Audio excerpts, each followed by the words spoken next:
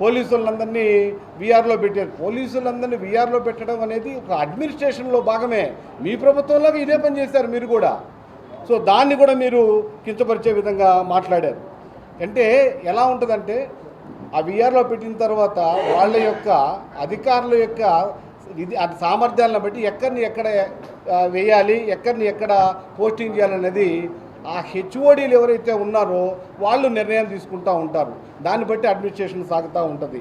అలాగే ఎంతటి దుర్మార్గంగా మాట్లాడారంటే పోలీస్ శాఖలో ఉన్నటువంటి డిఎస్పీ గారులు, సిఐ గారులు డబ్బులు తీసుకొని ఎమ్మెల్యేలకి ఆ డబ్బులు పంచుతున్నారని ఎంత దుర్మార్గమైన మాట. ఆ వ్యాఖ్యల్ని వెంటనే వెనక్కి తీసుకోవాలని కోరుతా ఉన్నాం. ఎంత దారుణం అంటే ఒక ఉన్నతాధికారిని, అంటే పోలీస్ శాఖలో పై ఉన్నతాధికారులు ఏమంటే ఆ పోలీస్ శాఖ మొత్తం కూడా చాలా విచ్ఛిన్నమైనటువంటి పరిస్థితులు ఉంటాయి.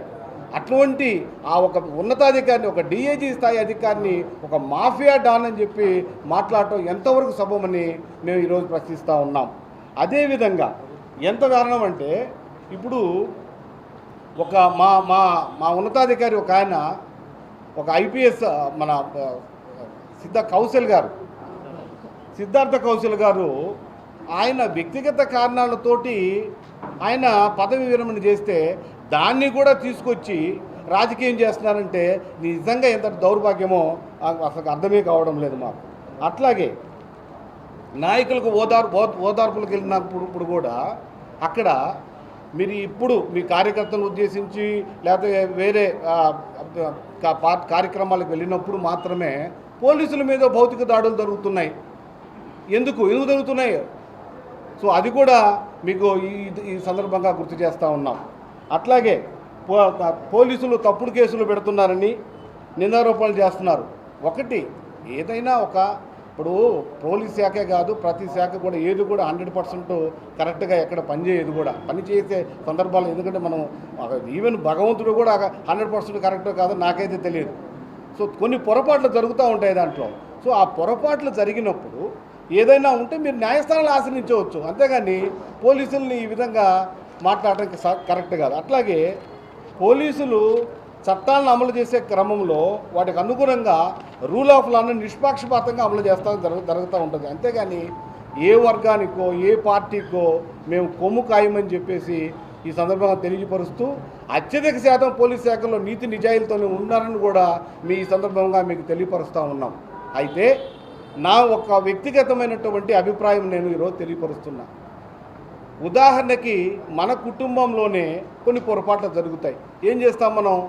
ఆ పొరపాట్లు జరిగినప్పుడు ఏదైతే జరిగిందో దాన్ని రెక్టిఫికేషన్ చేసుకునే దానికి మనం ఎవరికి చెప్పకుండా దాన్ని చేస్తాం. అదేవిధంగా పోలీసులను కూడా ఏదైనా చేసినప్పుడు న్యాయస్థానాలను ఆశ్రయించవచ్చు, లేకపోతే వేరే విధంగా ఎక్కడైతే వ్యవస్థలో ఉన్నాయో దాన్ని అన్నీ కూడా ఉదాహరించవచ్చు. కానీ డైరెక్ట్గా సామాజిక మాధ్యమాల్లో ఈ విధంగా మాట్లాడితే ఇంక పోలీసు వ్యవస్థ ఎలా పనిచేస్తుంది?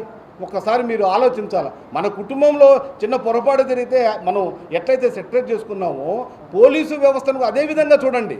దయచేసి ఆ విధంగా చూడండి. ఎందుకంటే పోలీసు వ్యవస్థ లేకపోతే ఒక్క నిమిషం కూడా మనం కంటిన్యూ అవ్వాలంటే కష్టం కదా ప్రజాస్వామ్యంలో. సో ఇది కూడా మీరు గమనించాల్సిందని చెప్పి ఈ సందర్భంగా తెలియపరుస్తూ ఉన్నాం.